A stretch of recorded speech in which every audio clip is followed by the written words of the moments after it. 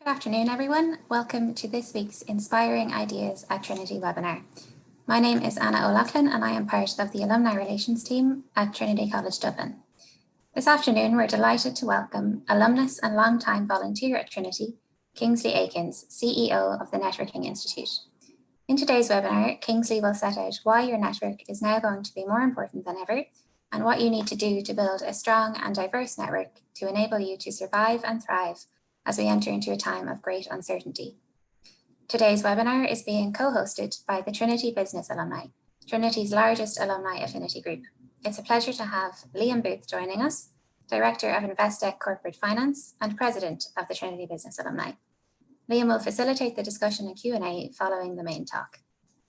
Before we start, I would like to run through a few technical items. If you're joining us on Zoom, to view in full screen, you can select the button on the top right corner. To adjust audio settings, you can select the button on the bottom left corner. To leave the session at any time, you can select the button on the bottom right corner. We would encourage you to ask questions. There's a Q&A button on the bottom of your screen. You can ask a question at any time and our speaker will respond to these questions later in the webinar. For those of you joining on YouTube Live, if you need to mute or unmute the video, you can do so using the small speaker button circled here in red. To share the webinar, click on the share link on the right. To subscribe to our YouTube channel, you can click the red button below. And we'd love to hear from you here as well, so please do share your thoughts and questions in the comments box. The presentation will last around 40 minutes today, followed by a 10 to 15 minute of Q&A. So we should take just under an hour and finish around 2 p.m. Irish time. This webinar is being recorded for later viewing. If you're watching on Zoom, you will get a link to the recording shortly.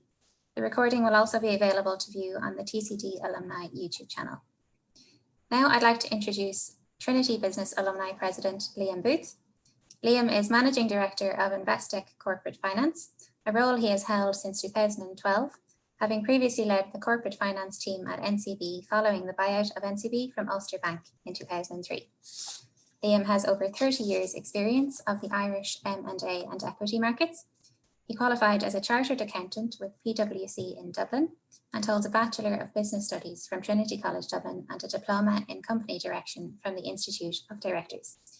Liam also served as a non-executive director of Irish Continental Group plc for 16 years and is currently a director of Investec Ireland Holdings. So over to you, Liam. Thank you very much, Anna, for that warm introduction. Good afternoon, all. I'm Liam Booth, President of the Trinity Business Alumni, and on behalf of the TBA, I'm delighted to be hosting today's webinar, Networking and Career Transition in a Post-COVID World. At the TBA, our aim is to create a forum for alumni to connect, network, learn and contribute to the development of the college, business and wider society. The TBA is an extensive and relevant network for graduates of Trinity who are involved in business.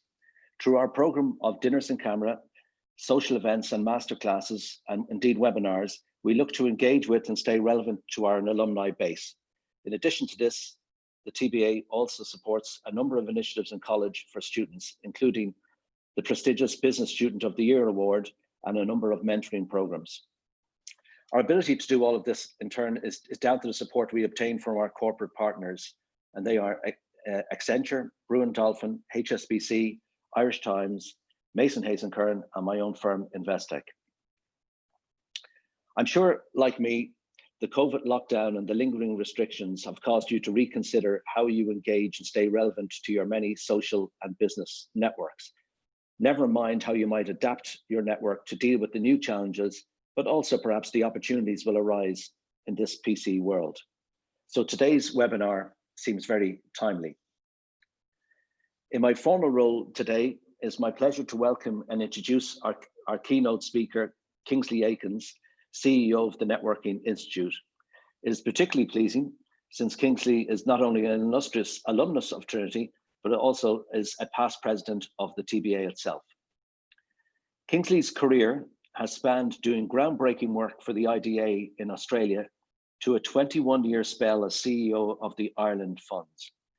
Under Kingsley's direction, the Worldwide Ireland Funds raised over 300 million for projects of peace, culture, community development and education across the whole island of Ireland. Along the way, Kingsley was awarded a CBE for his work on British and Irish relations. Now, Kingsley is CEO of the Networking Institute, which brings all his experience together of philanthropy and fundraising, diaspora engagement, and speaking and presenting to demonstrate the relevance and power of networks. Not surprisingly, the Networking Institute is an international business with a roster of blue chip clients in Ireland, the UK, USA, and Australia. So now I would like to formally hand over to our guest speaker, the thought leader and networking guru, Kingsley Aikens.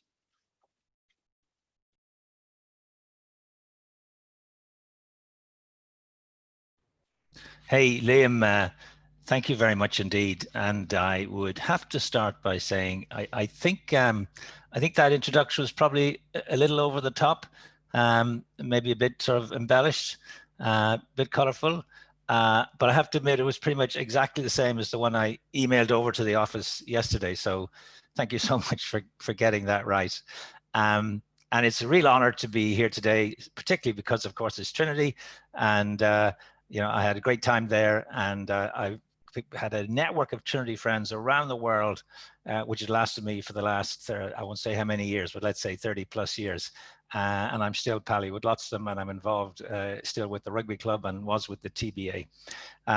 But, you know, I'm not going to use that most hackneyed word you hear these days, which is unprecedented.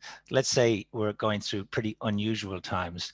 And one of the outcomes of this, hopefully, as we begin to exit from a health crisis, I think we're going to be entering into a bit of a jobs crisis. And companies are going to have to reconfigure their staff structures, and individuals are going to have to reconsider their career options. I just noticed this morning the World Economic Forum announced that up to 180 million jobs are going to be lost due to COVID. So in all of this, I think your network and networking is going to become more important than ever. So when we look at this, we sometimes think that this is the most incredibly disruptive time we've ever gone through in history. But actually, even before this happened, even before February and COVID-19 came upon us, we were living in a time of intense disruption, what they called VUCA, volatility, uncertainty, complexity, ambiguity. Technology was wiping out whole industry. AI and robotics were having enormous impact. Everything was shifting and changing. When you think about it, the largest taxi company back then, Uber, owned no taxis. The largest accommodation company in the world, Airbnb, owned no accommodation. The largest content provider on the web, Facebook, you know, produced no content. The largest retailer, Alibaba, had no stock. It was an incredibly changed world. I remember hearing the managing director of Mercedes-Benz. He said, change is happening faster now than ever before in history, and never will be as slow again. So we were in a dramatically changing world even before all this happened. And there was a sense that success in the past is no guarantee of success in the future. The strategies that got us here won't get us there. It was Peter Drucker, the American management consultant, who said, to create the future, you have to be the enemy of today. Or even going back, Charles Darwin, the great British anthropologist, who said, it's not the strongest of the species that survives, or even the most intelligent. It's those most able to handle change. So now we're back in that. We're going to have to handle change in a dramatic way. And if you, as an individual, and you or a company, a year from now are doing exactly the same things as you did before this struck, you've got a problem. But we've always had this stuff. I mean, just imagine, if you can imagine for a moment, that you were born in the year 1900. When you were 14, there was a world war. It killed 20 million people. When you were 18, there was the Spanish flu, a pandemic that killed 50 million people. When you were 29, the entire world economy collapsed and entered into a global recession. When you were 39, there was a second world war that killed tens of millions, and you were only 39. In fact, in the last century, 100 million people died in violent conflict and wars. And I actually sometimes think about my dad, who left school at 14, joined a company and left that company age 77, just a quick 63 years in one company. So all of those kind of structures are now up for total and utter dissemblement. And this notion of joining a company and being there 50 or 60 years later is totally for the birds. And the vertical world of hierarchies now has been replaced by a horizontal world of networks. The information age is over. We're now in the networked age. And I think that this lockdown period has been quite interesting to how people have begun to reshift and reset and have radical resets of what they do and how they do it and how they've embraced technology and doing the sorts of things that we're doing today. So what is networking? Essentially, you all know it's long-term hearts and minds, sustainable relationships. But actually, networking is all about giving, not getting. And a lot of people think they need to network because they want to get something for themselves. They want to get a job. They want to get more sales or something. And we come at it at a different angle. We say, actually, no, networking is essentially about giving to other people. But how can I put my network at the disposal of other people? How can I give to individuals on a consistent basis? Because if you do that, you know what? It comes back to you from your network. And that's sometimes a different way of looking at things than many other people think about it. So why is networking important? And why am I arguing that it's more important now than ever? Well, here's the truth is in life, you can't go it alone. We tend to have bought into that kind of myth of individualism, the Lone Ranger, the Marlboro Man, it's me against the world. It's all about individual characteristics that will make you successful. But actually that is a myth. It's all about collaboration, cooperation, and spending time with other people. Opportunities don't float around on clouds. They're attached to people. So if you're looking for an opportunity, you're really looking for people. Now, networking is a way to do lots of good things, as we all know. It'll certainly help you with your business. It'll help you find customers and find investors and attract customers, attract clients, attract investors, in fact, find good staff, attract and retain good staff. That's all good stuff, and we love all that. But here's what's interesting. All the research shows that people who have strong and diverse networks, that's an important piece, the diverse people. They live longer, they're stronger mentally and physically, they're happier, and they earn more money. All of the above I kind of find quite attractive.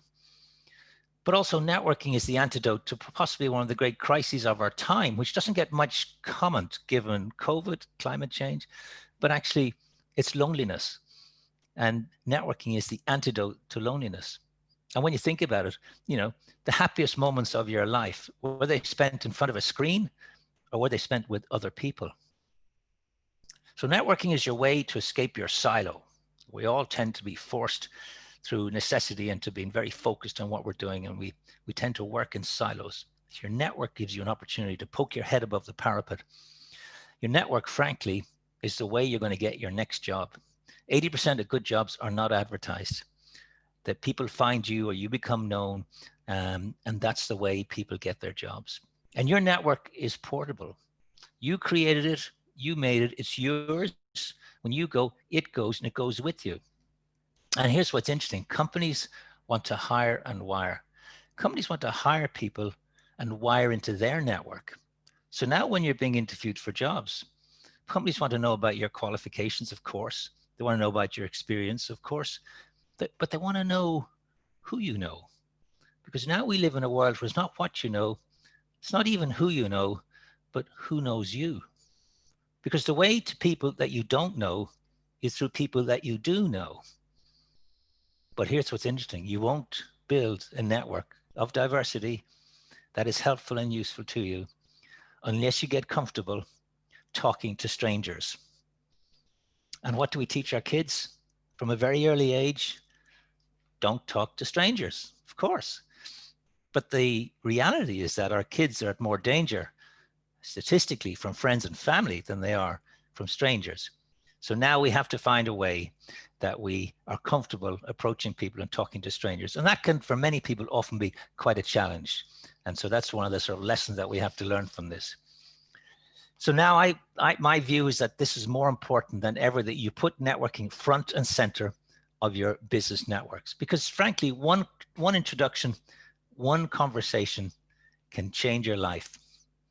And also, you know, and they don't happen lying in bed or sitting at your desk. They happen when you're in motion. They happen when you're out and about. They happen when you do stuff. They happen when you put your talents on display. They happen when you break your routines and you do different things. Because you see, life is a game of inches. The difference between success and failure can be tiny. The difference between coming first and second, and we see it in sport and golf and tennis and rugby, we just see the differences can be absolutely minuscule, but the implications can be significant.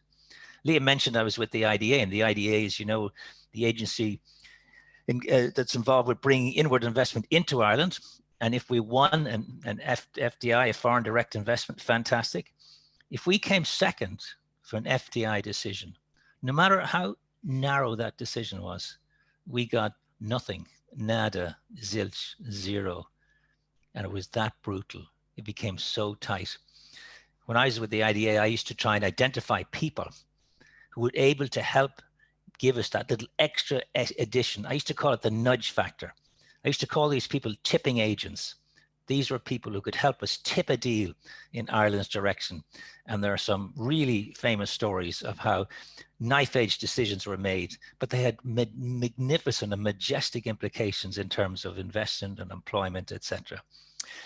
So I'm also a fan of this notion of the theory of marginal gains, which the English cycling trainer, Chris Brailsford, applied to British cycling and turned them into such a formidable force that won so many medals at the Olympics, won over 8 Tour de France. And what he did is he broke down cycling into every single minute element of it and increased and improved it by 1%. And by doing that, by constantly improving, it's the sort of the Japanese Kaizen impact, the implications, the effects of this really became very significant. So networking is not about any one thing. It's about doing many things on a daily, consistent basis so that they become habits and eventually they become rituals. And I know for some people, this notion of building up a strong and diverse network seems really daunting. It seems like picking up grains of sand on the beach one at a time. But actually, if you consistently do it, it does become bucketfuls. And when you think about it, you have 5 choices, 5 chances every day to build up and have a networking event. You can have a breakfast, a lunch, a dinner. You can have a cup of coffee during the day. You can have a glass of wine after work. 5 a day, 25 a week. You know, it mounts up. And if you just took 2 of these events, 2 of these opportunities every week, that would actually become, you know, over 100 a year. And that's how you build over time a network. Because you see, there's a price to be paid for being an average networker. Your network and networking can be the big difference maker. And now we live in a world where I believe it's a necessity and not a luxury. It's about 3 things. It's about changing your attitude so that you become relationship driven rather than transaction driven. Easy for me to say, sometimes harder to do, particularly when you get paid and assessed, compensated on transactions. It's about altering your behavior. And there's probably nothing harder in life than altering behavior. And we all know it from diets and exercise and all those things which are tough to consistently do. And it's also about focusing some skills, which we're going to look at. But it does mean you have to take action. Because, you know, if you don't take action, quick as a flash, nothing happens. So you do have to take action. As the fella says, you can't learn to swim by reading a book, and I can't do your press-ups. So it is something you all have to do. But I got to be upfront about this. There's some real problems with networking. I mean, lots of people, maybe most people, hate the whole notion of networking. They just don't like the image of networking. It conjures up images of slightly sleazy, slimy individuals late at night, flicking out business cards in a bar. You know, you wake up in the morning and you find somebody's business card in the turn up of your trousers and you wonder, where did that come from? Another problem is that, you know, networking is not taught at school or college. Companies generally don't have strategies for networking. They just think you're either good at it or you're not. Often people say, it's not my job. I wasn't hired to network. I was hired to do this or that, but not to network. That's a sales and marketing kind of thing. And it's not a KPI.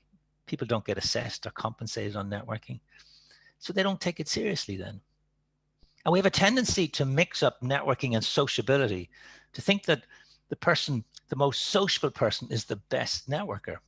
But actually, interestingly enough, introverts or people who are of an introvert nature can be better at networking than extroverts. And the reason is because they do it with decency and authenticity and integrity. They're good people. They ask questions and they listen which extroverts don't tend to do.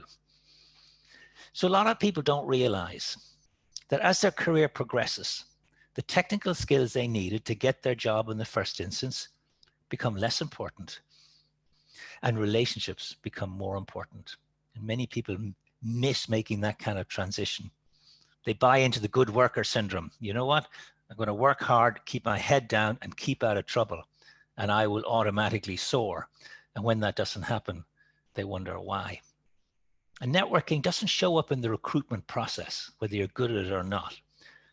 And the final problem is that networking is important, but you know what? It's not urgent. And of course, we all live our lives doing urgent things. So networking is an essential, what we call soft skill. That's an unfortunate word, soft skill, because it makes it sound kind of squishy. It's kind of unimportant in many ways. But soft skills are those personal skills that allow you to interact effectively and harmoniously with other people. I mean, hard skills will change throughout your life and you can update and upskill. Soft skills will stay with you forever. So that's one of the challenges. And in fact, LinkedIn did a survey and they said that 50% of their managers say that soft skills are going to be more important in the future than hard skills. But in all of this, we do have to take responsibility for ourselves. There was a great article written back in the 1990s by an American management consultant called Tom Peters. And the article was in Fast Forward magazine, and it was called Me Inc. And here it was his concept. His concept was that you are the managing director, chairman, CEO, of marketing director of a company called Me Inc. And you have to take responsibility for your own career development. And Me Inc. is an interesting notion because if you look in the mirror every morning, he says, you will see the main salesperson of Me Inc. It means you have to own your own career playbook. The escalator model of a career is over, where you work, you join, you work, you get promoted, you work your way through your whole career, and eventually you get a clock and a pension. Me Inc. He said, don't rely on your boss or your boss's boss. Who do they care about more, their career or your career? So he said, it's all about becoming known, not famous. You don't have to become a Kardashian, but people have to know what you do. People have to know this, what your reputation is. You need to do visible work. So it's a very interesting notion that taking responsibility for your own career development, nobody else is responsible for it. And that becomes, sometimes that's a shock to people, this notion of taking responsibility. And that's what an individual should do. What should companies do to create a networking culture?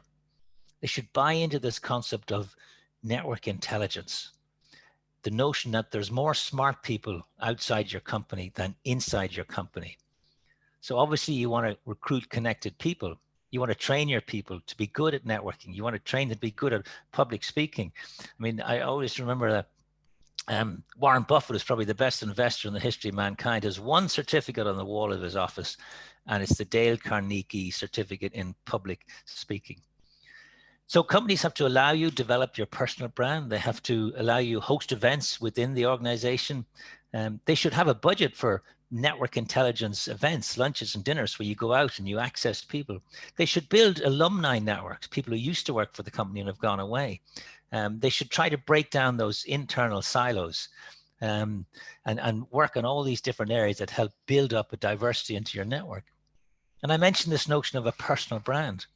Successful people are successful brands. And a brand is a promise. And a promise is, it's all about your reputation. So what's your reputation? Your reputation is what somebody says about you when you're not in the room.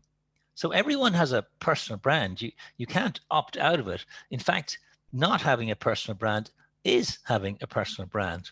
And it's not what you say it is, it's what other people say it is. So the only question is, do you want to determine what your personal brand is? Or do you want other people to determine what it is? And if you let other people determine your personal brand, chances are it's not the brand that you're most comfortable with. So you have to decide, do you want this personal brand to be something that just happens accidentally, or do you want to craft it? And the reality is that every day you're being judged all the time. And your personal brand is just about unearthing what is true and authentic about yourself and letting other people know. So the advice is to be in the driving seat, not in the passenger seat when it comes to creating this personal brand. So that brings us on to the whole area of the characteristics of a great networker.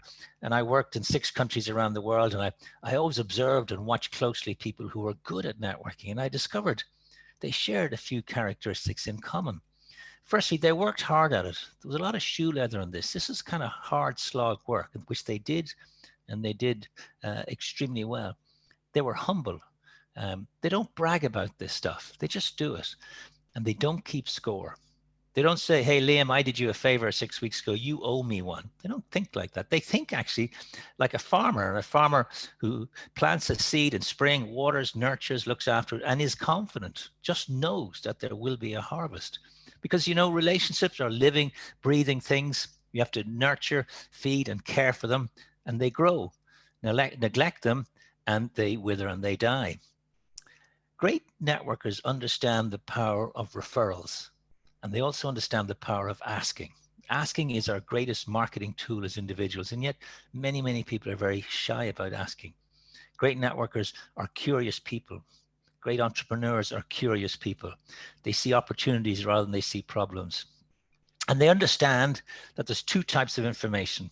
There's formal information, and you can Google it and read reports, you can get it, and it's accessible to everybody, but you can't compete on what everybody knows. And then there's informal information, which is suggestions, nods, winks, tips, advice, whatever it is. That comes from your network. And that can be the pivotal piece of information that makes things happen. And great networkers are something else. They totally understand the power of technology, and that the 6 degrees of separation that we lived with for so long is now actually really 3 degrees of separation. So they understand technology. So they're high tech, but they're also high touch. And they understand that you got to get that balance right. And I sometimes think that we're veering so much towards the technology that we're missing out on the high touch side. And they do their networking with honesty, decency, integrity, and they just are the good people that it comes across. So I'm a fan of a guy called Harvey Coleman, American, who wrote some interesting stuff about your career progress and networking. And he had a theory. His theory is called the PIE theory of career progress, P-I-E. And P stands for performance. And he says something which is outrageous, which I think if you've never heard it before, you just think this is nuts. He says how well you do your job contributes 10% to your career progress. Surely that's daft. Surely how well you do your job is like 80 or 90%. Surely that's what it's all about, doing a great job. And he says, no, doing a great job is the minimum. It's mandatory. It's the price of entry. Everybody to get into your organization has to do a good job. He said it gets you on the pitch. It gets you into the stadium of competition. He said it gets you on the ladder. It doesn't get you up the ladder. That's something else. So how do you differentiate yourself? He said an interesting thing. He said, you get paid on performance. You get promoted on what other people think of your potential. How interesting is that? Those pesky 2 little words, other people. It's what other people say about you. That becomes important.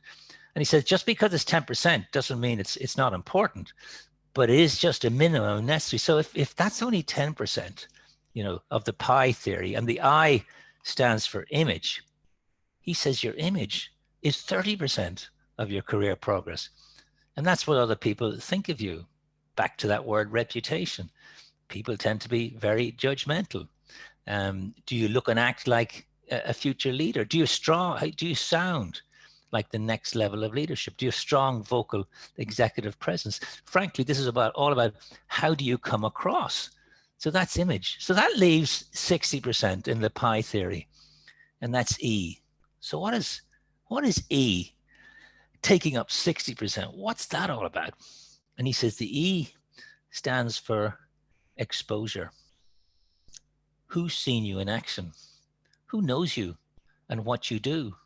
How well known are you within the organization? How well known are you outside of the organization?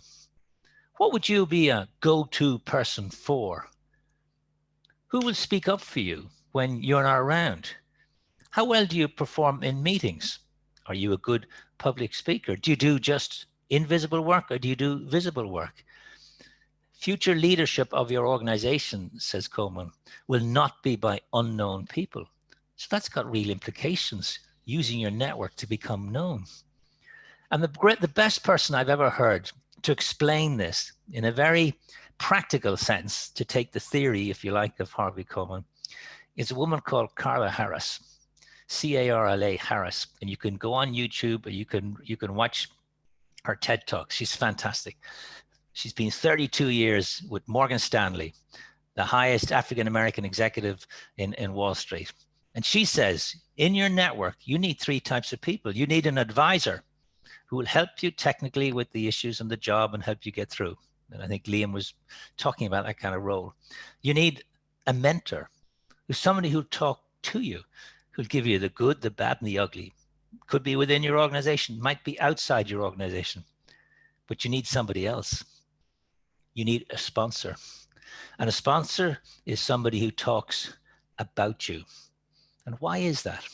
Well, she says there's 2 types of currency in your career. There's performance currency and there's relationship currency.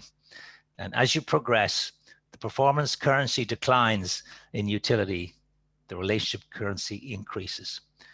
And she said the reason for that is because all decisions about your career, promotion, compensation, future projects will be taken in a room, around a table, and you will not be in that room. So you need somebody who, when your name is mentioned, will speak up for you, to sponsor you. You need somebody, as she puts it, to carry your paper. And if there's nobody in the room to go into bat for you, then you won't be successful. So what this talk is about is actually about social capital, which is the resources available to you in your personal and business networks. Because there's 2 types of knowledge in the world. There's knowledge that you have, which is your kind of your human capital, but then there's knowledge that you can access, and that's your social capital. We all understand, and particularly Liam's company, financial capital, which we all love to increase our financial capital, and we all understand our human capital. But social capital is something different. It's not within you, it's between you and other people. The information age was all about human capital, but this networking age is going to be all about social capital and building your social capital. And there's certain skills you need to be good at this. And the number 1 skill in networking, by far, and if everything else today is kind of forgotten, and I'm sure lots will be, the single most important skill is to be a world-class listener. The greatest thing you can give anybody is full and undivided attention. And yet we live in a world where most people don't listen. Most people think talking is more important than listening. Most people think listening is a sign of weakness, of not being an expert, but you learn nothing when you're talking. You learn everything when you're listening. When you're talking, you're only repeating what you already know. We tend often to be narcissistic listeners. So if I said to Liam, I'm thinking of buying a car, and he said, I bought one last week. The guy wanted 20,000, I gave him 10,000. It's a super radio, and etc. I don't care about Liam and his car. I wanted to tell my story about the car, and he's hijacked. And people do that all the time. So now you have to listen like an interviewer. See listening as a form of activity, and see listening as really something very powerful, and not see it as a form of competition. Conversations are often seen as a competition. So as the cliche says, you have 2 ears and 1 mouth, use in that proportion. And building and developing trust is important, because people do business with people they like and trust. And trust is not an event. You don't meet somebody today and trust them tomorrow. And trust is doing what you say you're going to do over and over and over again. And yet Edelman, the world's largest communications company, when they recently did a trust survey, they found that trust in 4 institutions globally, government, business, nonprofit, and media, is at its lowest level in recorded history. So that's trust. And then I love this notion, I think it's a hugely important part of networking, which is, I call it funnels of serendipity. How random chance can change your life. But random chance doesn't happen lying in bed or sitting at your desk.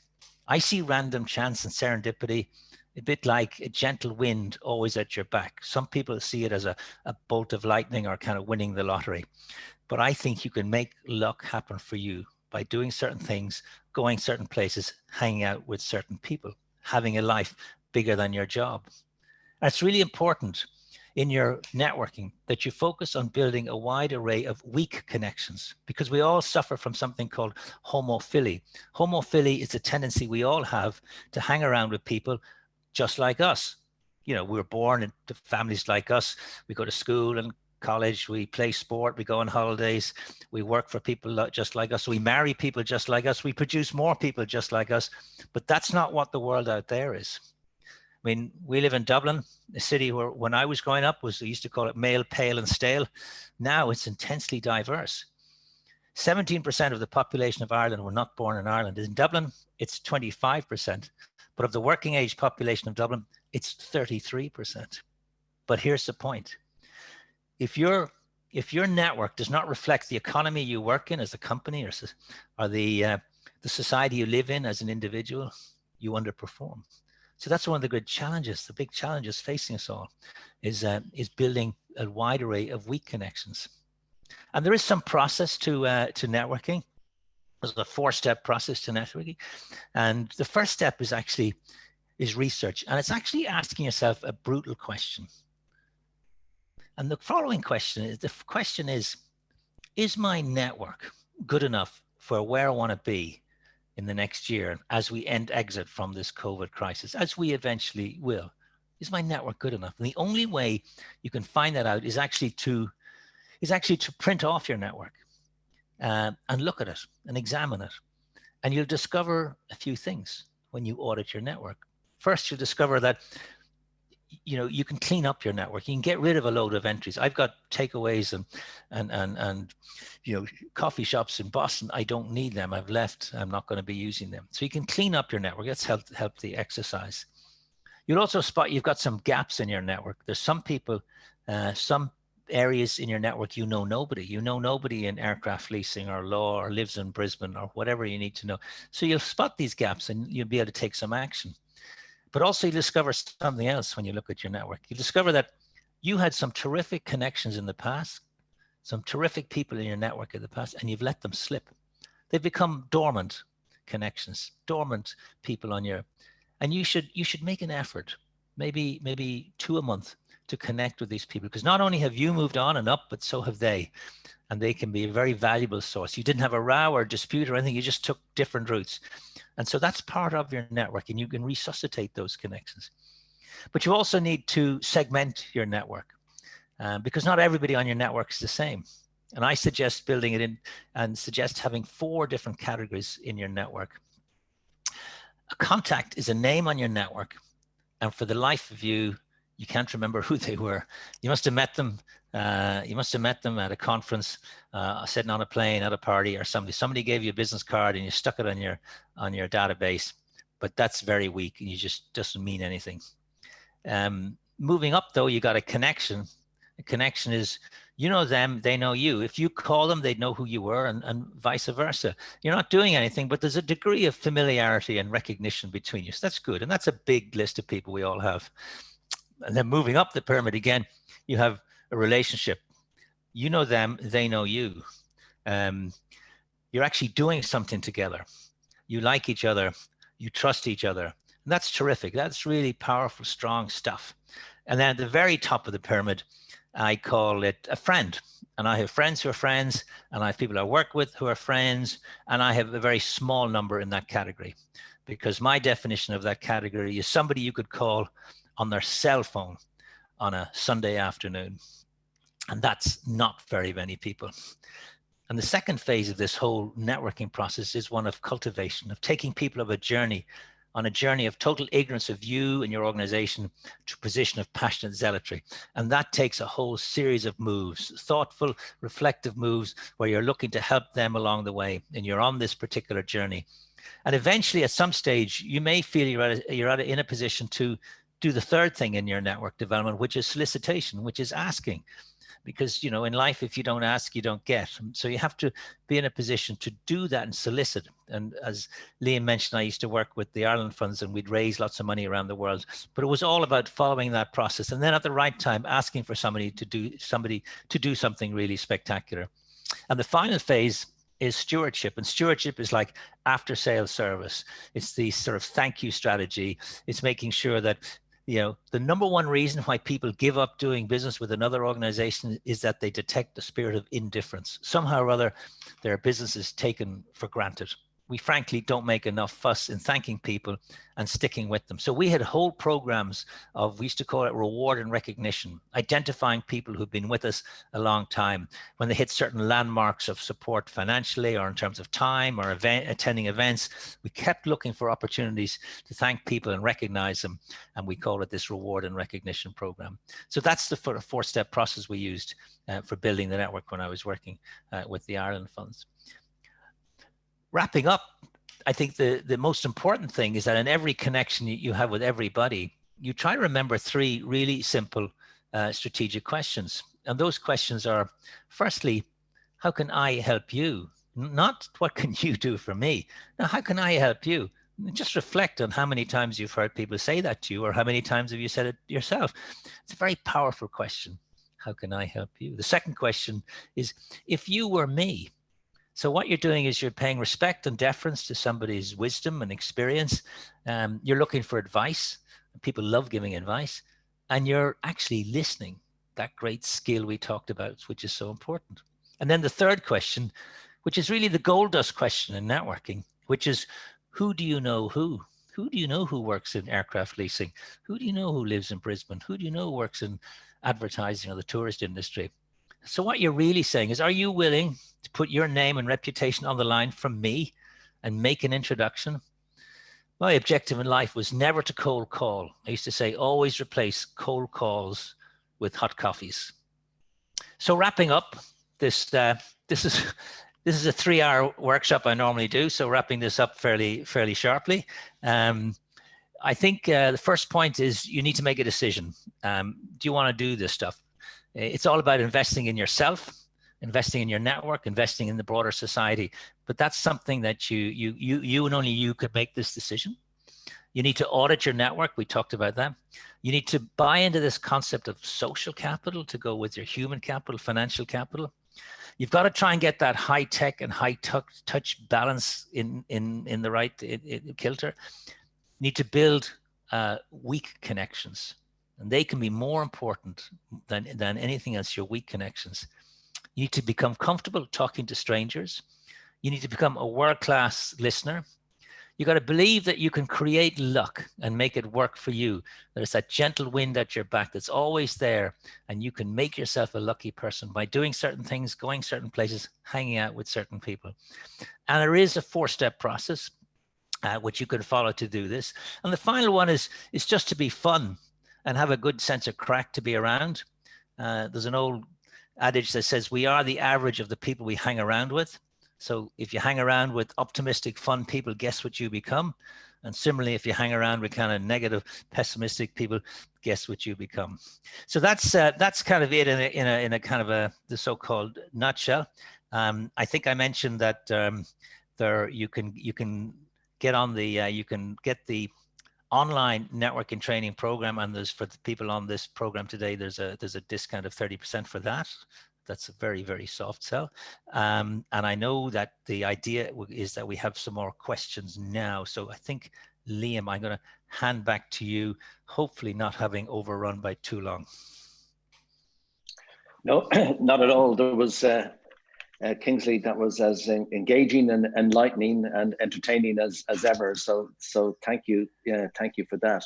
So now we have an opportunity to just take some questions from our audience, and I might just kick it off, Kingsley. I mean, in preparing for this webinar, I did have a look at that Tom Peters article that you referred, the Me Inc. from the late 1990s, and I agree. I mean, the content of that seems as relevant now, even more relevant today than it was then. But this whole concept of a personal brand, like, where does one start in even thinking about, like, what would if you were sort of just starting now in the morning saying, yeah, I'm now, read that article, I'm now conscious I should have a personal brand. Like, what are the actions that you'd recommend someone to take to become more aware of and develop that personal brand, take more responsibility for it? Yeah, I mean, and Tom Peters, when he wrote that article, and he was a bit of a legend in his day. And I know he came to Ireland and gave various talks at the IMI conferences down in Killarney. Remember those old great events? But so Tom Peters would have been a whole fan of this notion of you have to take responsibility. I remember he quoted once that most people spend 2 to 3 hours a year planning their career trajectory. So most people don't give a lot of thought to this sort of stuff. And what he was saying is the world has changed. Now, the world has changed hugely since then. So I think it's no longer, a luxury that you do. This is a necessity, looking after planning your own career trajectory and figuring out what is your career playbook. And how does your brand fit into that? And you asked the question, what do you do from base to get going in this stuff? And I think you have to really do a bit of self-analysis as to what's true and authentic about yourself. What is it that you do that is unique to you and is special and different about you as opposed to other people? And people often talk about the important thing in life is following your passion. I'm not always a huge fan of that. I'm a huge fan of following what you do well, following what you're best at, and trying to really build on your strengths rather than trying to improve your weaknesses. So I think that it is an audit kind of situation, a personal audit situation, what you have to look at, and then you have to take action and reach out to your network, ask people what they think, reach out to your network for support and help, advice and guidance.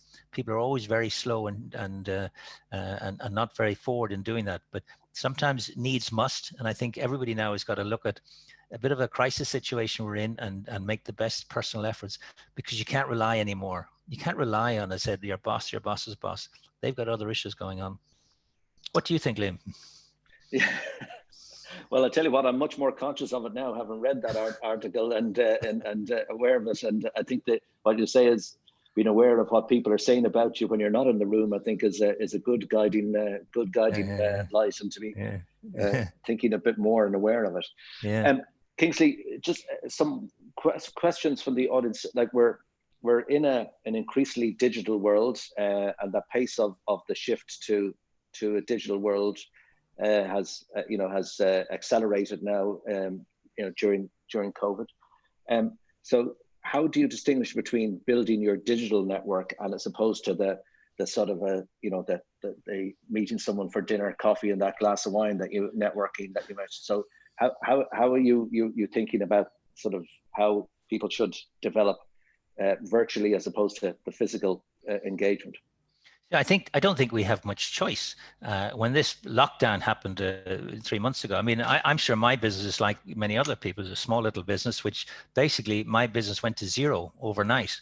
I lost every single client because I did workshops and presentations.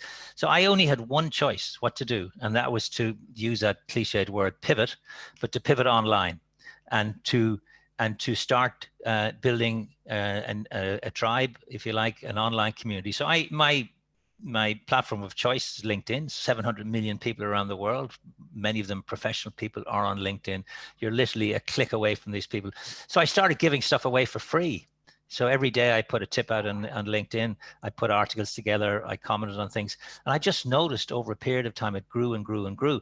And then what happened was I did a webinar in Singapore, and a guy on the webinar said, you should talk to our head office in London. And he made the introduction, and they asked me, would I do 4 webinars for them over the next few months? So if this COVID hadn't happened, we would not have developed in that direction. So if there's any silver lining in that horrible cloud, it is that it forced us as a small shop to actually to look at some alternatives and look at some ways of doing it. Now, it's easy enough for us to say that because we could do it. If we were a hairdresser or a taxi driver, you can't pivot online, but I think that many people can. And the stats, etc., has just soared for the use of online.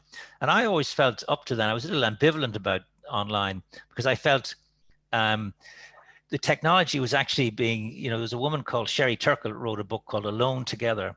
It became a #1 bestseller in New York. And basically, and she's an MIT professor of technology, but what she said was technology, which was designed to bring us all together, was actually having the exact opposite effect.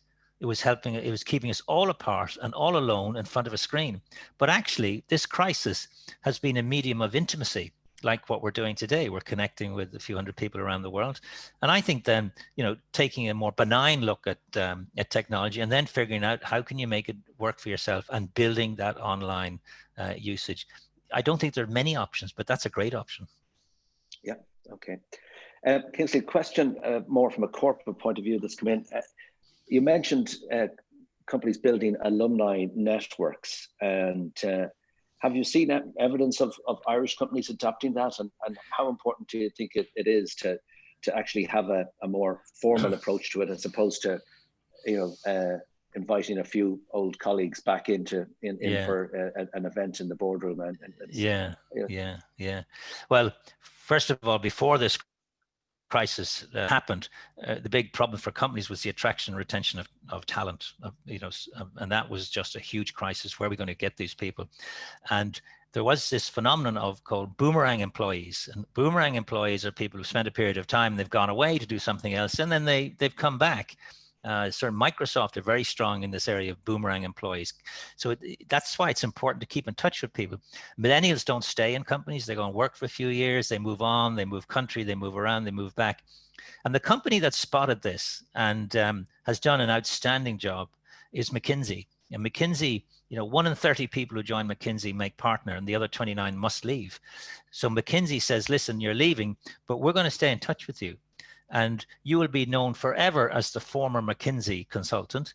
And we will let everybody know, even 20 years after you leave McKinsey, if you change your job, everybody in the network is told. So they have 30,000 people now globally in the McKinsey Global Alumni Network. There's an office in Boston. They have a full range of staff. And they realized that this was about building a global network of affluence and influence. And guess where they referred work back to? And they've kept those relationships. So now, it's a bit like, I did a lot of work on the diaspora space, and this notion of the difference between a state and a nation. In Ireland's case, a state is sort of lines on a map, and the nation is a global notion. So this sense of global Irishness, I've watched India have now totally copied that model and this notion of global Indianness. So you can work for PwC, or you could work for Ernst & Young, and then you can go away somewhere. So these companies are definitely looking at this. In terms of companies here who've done it well, I haven't seen anybody do it particularly well, but I know they're interested. I've had a few conversations around town. I used to work for CTT, Coruscant, the old trade board, and we all meet up every couple of times a year. And I think it's a terrific resource for organizations, which they've kind of tended to overlook. There's an old line that says, if Hewlett-Packard knew what Hewlett-Packard knows, it'd be a great company. And that's all about the talent that people have, the networks that people have inside and outside the organization are a resource. But in a similar vein, then another question, as Kingsley, looking at it from an employee point of view, from a company to the employees, should companies encourage employees to develop their social networks? And you talked about employees being more assessed on performance rather than the relationships and social capital that they build. But should it become a KPI for companies to focus more on that development of an intelligence network, as you said, by the people within the organization? Yeah, I mean, Reid Hoffman is the founder of LinkedIn, has got an interesting book. I think it's called The Startup of You, and it talks all about this. And one of the questions LinkedIn asks you, and it's interesting because today they announced they're going to let 1,000 people go, but one of the questions LinkedIn asks you when you're being interviewed, they say, how can we help you get your next job? That's kind of an unusual question as a candidate to be asked, by the company you're trying to join, is how are we going to help you leave this company? And that's a realization that, companies are career docking stations. You log in, you dock in for a while, spend a bit of time.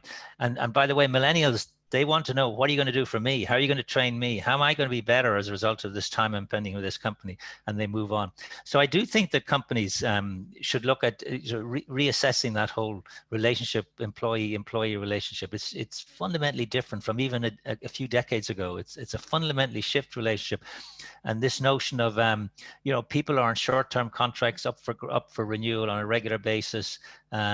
The old idea of that lifetime loyalty for lifetime employment, which my dad would have had, that's gone.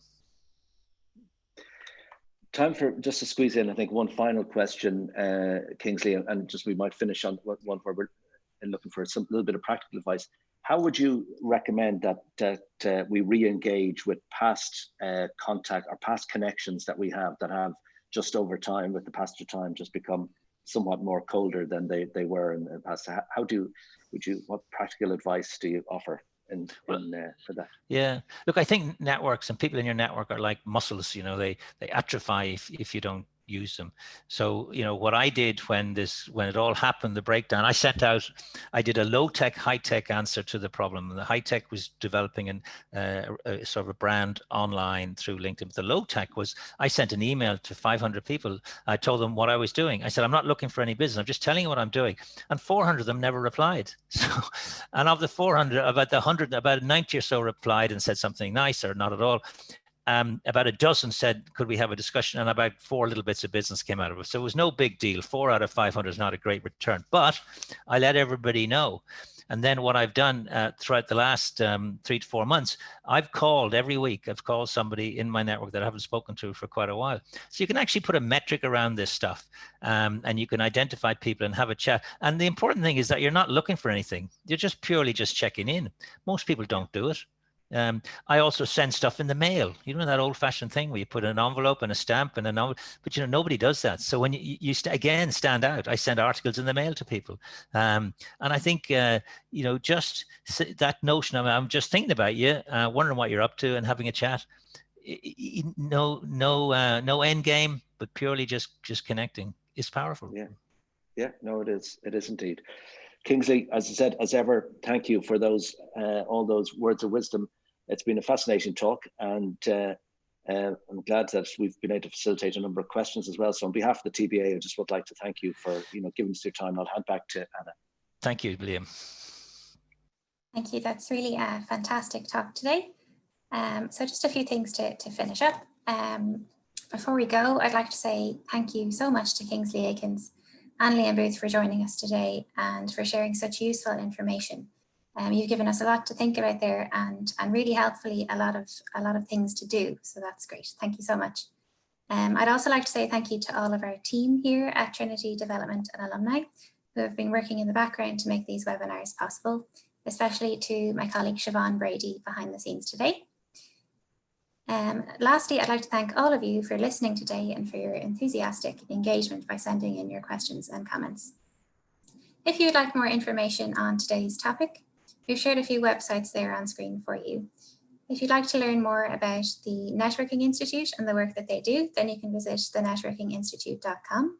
As Kingsley mentioned, for a short time, a 30% discount will be available for their online training program with the code TCD2020. Kingsley has also kindly supplied 50 networking tips in a document that will be shared in our follow-up communication to today's attendees. If you'd like to learn more about the Trinity Business Alumni Affinity Group, then you can visit tba.ie. And finally, if you have any questions or comments regarding this webinar series, please email us at alumni@tcd.ie. Our next webinar in the Inspiring Ideas at Trinity series will take place on Wednesday, 5th of August. The webinar is titled Sport and COVID-19 and will feature the head coach of the Cricket Ireland women's team, Ed Joyce, and Ireland and Leinster rugby star, Linda Dugang. The registration link will be sent out by email shortly, so keep an eye on your inboxes. We hope to welcome you next time. In the meantime, thank you once again for joining us and stay safe.